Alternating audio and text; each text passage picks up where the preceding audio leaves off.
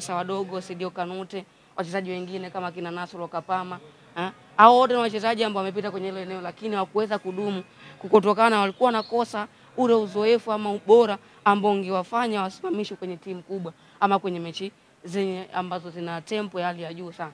Lakini kwa hivi sasa Kagoma anachokifanya binafsi sikutegemea kwa sababu ni mchezaji ambaye alikotoka wote tunajua. Ametokea Singida Black Star, si timu kubwa sana, lakini ukitazama historia yake, nini ambacho amewahi kukifanya utagundua kwamba ni mchezaji ambaye anakuwa huko akiwa anajifunza kutoka kwa wachezaji wengine, lakini alikubali kuwa second choice kwa baadhi ya wachezaji ambao walikuwa wanaanza national team ama kutokuitwa national team, lakini akiwa anajifunza zaidi kutoka kwa wachezaji ambao walikuwa wanapewa kipaumbele. Hivi sasa imefika wakati sahihi ambao anapaswa kuonyesha mchango wake kwenye national team. Ni kitu ambacho hakiji kwa bahati mbaya. Kwanza unahitaji utayari wa mchezaji kupokea kila anachopewa na mwalimu uwanja mazoezi and then kuja kukipresent kwenye uwanja wa kimashindano. Amekuwa na nidhamu kubwa sana ya kiuchezaji, kiwango bora sana lakini utulivu wa kutosha. Mmoja kati ya wachezaji ambao wanafika kwenye maeneo kwa wakati, nafikiri Simba hawajutii hadi hivi sasa aina sajili ambazo wamezileta kwa msimu huu. Hususan ni mchezaji kutoka ndani ya NBC Premier League akiwa ni mzao Yusuf Kagoma. Kwangu mimi nafikiri ni one of the best, moja kati ya midfielder kwenye eneo la kiungo. Ni moja kati ya wachezaji ambao kwanza wanakupa nishati ya kiuchezaji kwenye mazingira yote ya uwanja lakini kwenye kila mchezo. Unajua wakati anaanza msimu of course alikuwa na kiwango bora lakini kuna wakati alikuwa anakosekana kutokana na majeraha, lakini hivi sasa ameweza kuimarika, amepunguza baadhi ya vitu ambavyo alivyo lazima na anafanya jambo muhimu, jambo ambalo limemfanya aendelee kuanza mbele ya Steven Okejefa. Kwa hiyo si jambo ambalo linakuja kwa bahati mbaya kwa sababu tunaamini sana kwenye wachezaji wazao. Yaani tuzungumzie Kameta Duchu, ni mchezaji ambaye haonekani mara kwa mara uwanjani. Lakini wana Simba wanasema pale anapopewa nafasi anaonyesha kile ambacho mwalimu anatarajia. Kwa upande wako unamzungumziaje? Kwanza nimpongeze kwa sababu kuanza mbele ya Shomari Kapombe si jambo ambalo linakuja from nowhere. Yaani jitahidi kwa namna yoyote utakavyocheza lakini ujue kabisa najifunza kutoka kwa Shomari Kapombe. Lakini kitu gani ambacho unakifanya baada ya kuwa umepewa nafasi?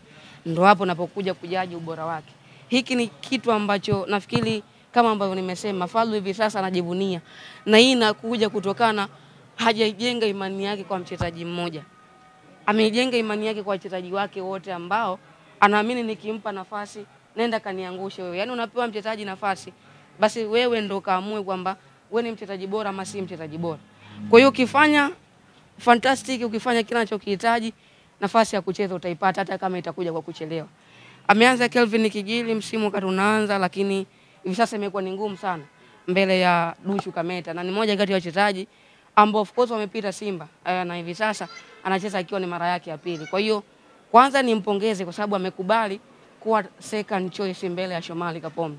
Na kwangu mimi sifikiri kwa namna yote angeweza kuichukua namba Shomari Kapombe kutokana anakutana na mchezaji ambaye ni mzoefu lakini pia mwenye daraja la ubora wa hali ya juu. Kwa hiyo anachopaswa kukifanya kwanza ni kuchukulia kama changamoto mbele ya moja kati ya wachezaji ambao wamefanikiwa.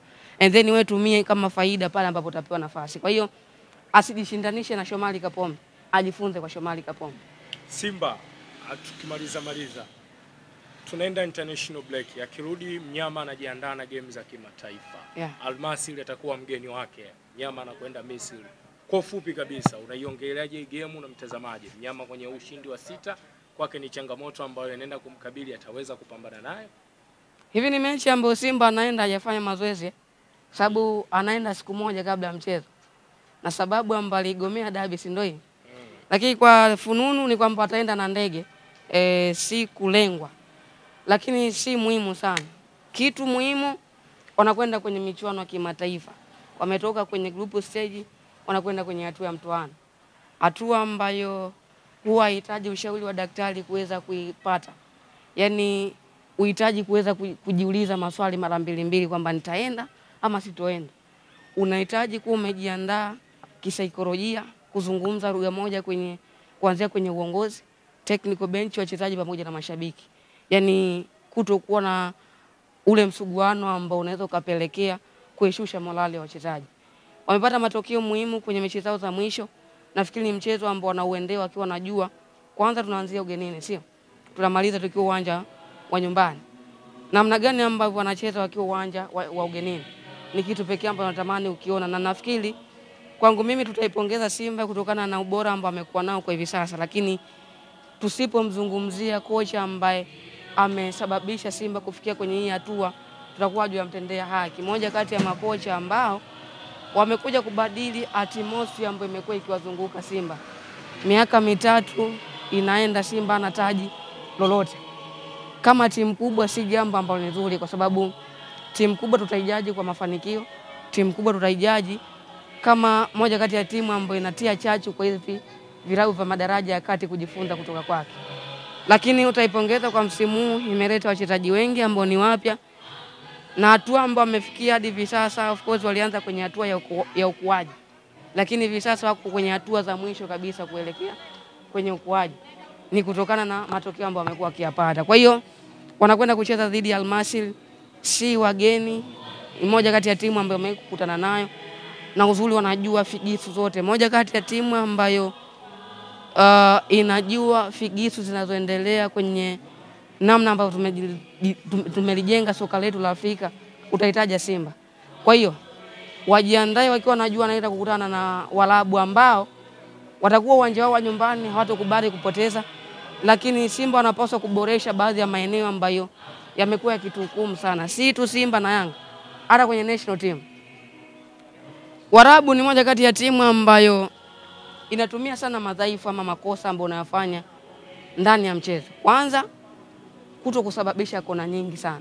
Hii ni jambo ambalo limekuwa likituhukumu sana, na ukija kwenye mabao mengi ambayo Simba amefungwa, utagundua mabao mengi amefungwa kwenye mipira ya kutenga na mabao mengi amejifunga kutokana na uzembe wake yeye mwenyewe. Kwa hiyo moja, anapaswa kuboresha kwenye hilo eneo la kutokusababisha makosa ambayo yana ulazima kwa mchezaji mmoja mmoja, kwa maana kama ambavyo imetokea kwa Chef Fondo Maroni, ikatokea kwa Chasambi dhidi ya Fountain Gate.